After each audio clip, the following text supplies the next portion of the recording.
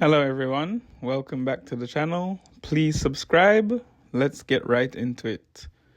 Welcome to Monday Mids episode 4. In the interest of making this video shorter than the last one, we're skipping the explanation of the premise. You can see it on screen right now in the visual. Pause and read if you need, and we're getting straight into it.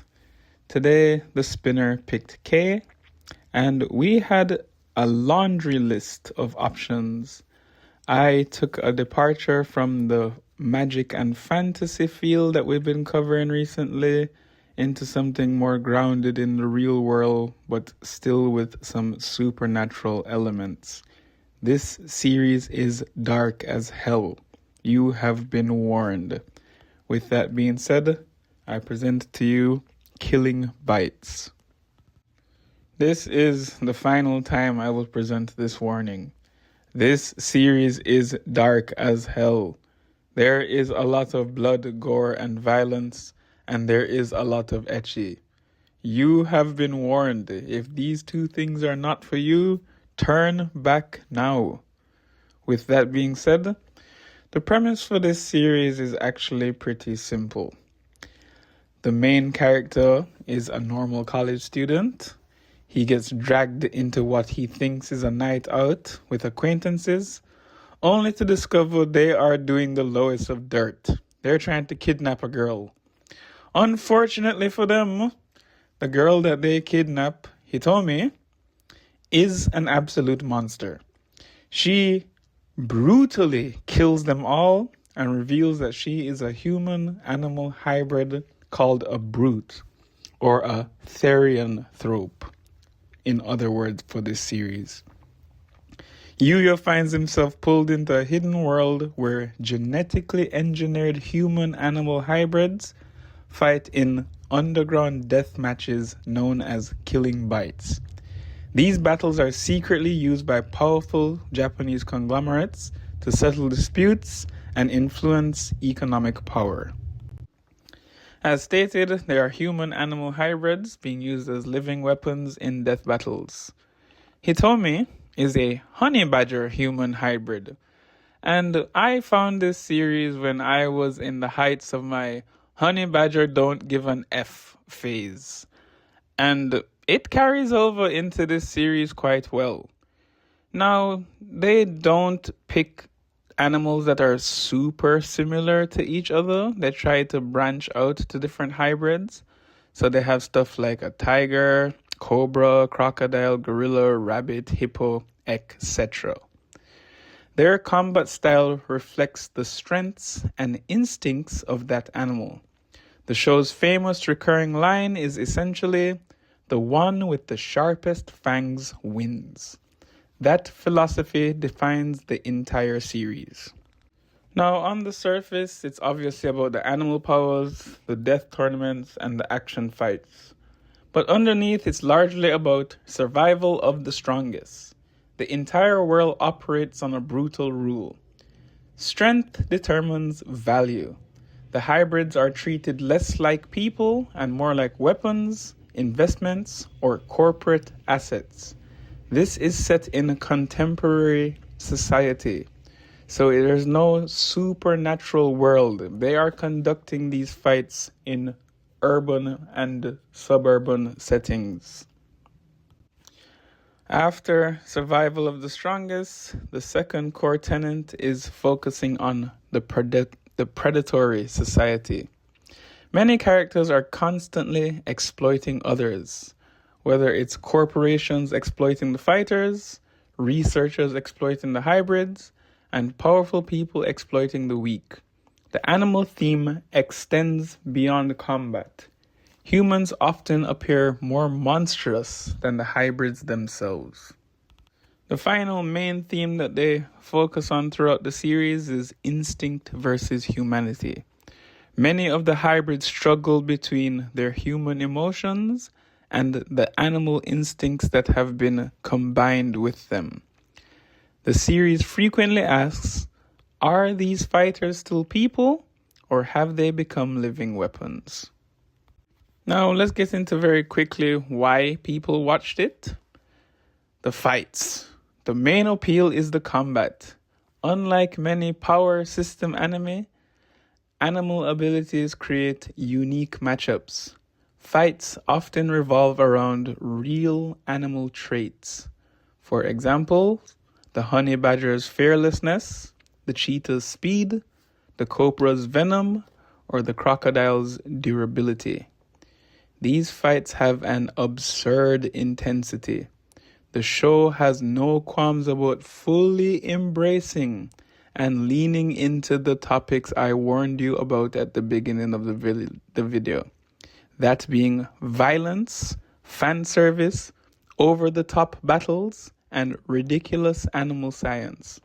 Many fans enjoy it because it commits completely to its premise. There's no half in, half out, let's dance around. They go straight down into the abyss with this one. Now, the strong criticism about this series and the things that made it controversial are, number one, the extreme violence. The series contains graphic deaths, mutilation, and very brutal combat. It has heavy sexual content. Several storylines involve exploitation, sexual violence themes, and copious amounts of fan service. They have female human hybrids, and when they start fighting, you can imagine what happens to their clothes when it's just claws, teeth ripping at each other. Many viewers consider this to be one of the show's biggest weaknesses. It also suffers from some thin storytelling. A common criticism is that the fights are more interesting than the plot. World building sometimes takes a backseat to just pure spectacle. Some viewers love the raw energy, others feel the series never fully develops its deeper ideas. Now, the final takeaway or summary is that the simplest way to describe Killing Bites is an ultra-violent underground tournament anime where genetically engineered human-animal hybrids fight to the death on behalf of powerful corporations. Its biggest strengths are creative animal-based powers, brutal fights, unapologetically chaotic energy. Its biggest weaknesses are excessive fan service, thin character development, shock value storytelling. If you enjoy series like Kengan Ashura, Baki, or Terraformars, then Killing Bites sits in a similar space, less focused on martial arts technique and more focused on animal instinct, brutality, and biological supremacy. Now, with all of the precursory information out of the way, let's get straight into the ratings. Regarding the plot, it's a pretty average battle anime plot. It has a somewhat interesting concept in terms of power system, in that there's no haki or chakra. It's just straight brute force and strength off of the back of their animal hybrid characteristics. At time, pacing is off, and it becomes what I like to call episodic and somewhat predictable at points. But overall, it's strong enough in the average category to rank a 6 out of 10. Regarding the animation, this series was released in 2018, so it's not ancient or super old, but it's not right over the line of that new era of everything just looking crispy, good saturation, good animation for even the most mundane of series. With that being said, it ranks somewhere around a 7 out of 10. It's a decent foundation to work with here. I'm guessing they put in some good effort to really show the violence and the gore in these fights. So they did a pretty good job with the animation in terms of that. Now, regarding the characters, as previously stated in the video, they didn't fully delve into the human emotion versus animal instinct core of the series and more focused on the fights. So there's not much character development, and who the series would like you to believe is the main character, Yuya, he's just a normal college student who finds himself thrown into this absolutely chaotic world. Unlike most battle anime protagonists, he is not initially powerful, and he just serves as basically the audience's perspective, but with a front row seat. He reacts how the average person would being thrust into these absurd situations. As the story progresses, he becomes involved in the political conspiracies behind Killing Bites, and he gradually transforms from passive victim into someone seeking revenge and control over his fate. Now, who I consider to be the out-and-out main character, Hitomi, she is the honey badger hybrid. Because honey badgers are known for extreme aggression and fearlessness, Hitomi never backs down, absolutely loves combat, and often provokes stronger opponents intentionally.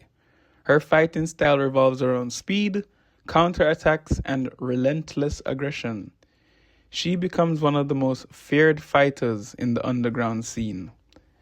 She looks like that of a normal high school girl apart from her teeth, eyes, and when she transforms, she has funny honey badger fur covering parts of her body. Now, as previously stated, this is a death battle anime, so they don't spend a lot of time developing some of the other characters because we all know they are about to be removed from the census quite quickly the moment they run into Hitomi or decide it's a good idea to antagonize Hitomi. One of the quote-unquote important hidden players that I will focus on is Reichi Shido. He oversees the hybrid research, manipulates the fighters, and uses people as experimental assets.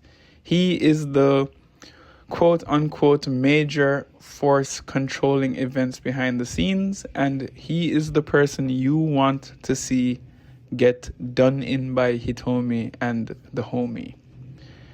Next, the final character I'll focus on is Nakanishi.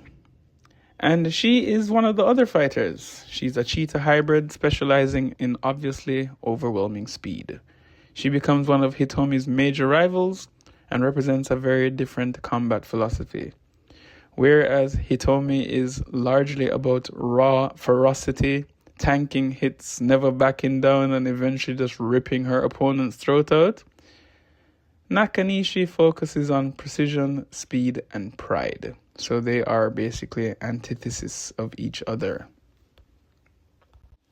With those brief descriptions of the characters behind us, at the end of the day, they rank a 6 overall. They do enough to keep things moving forward, but they are not the kind of character that you are going to go out and buy merch for unless you just really happen to take to the dark violence of this series.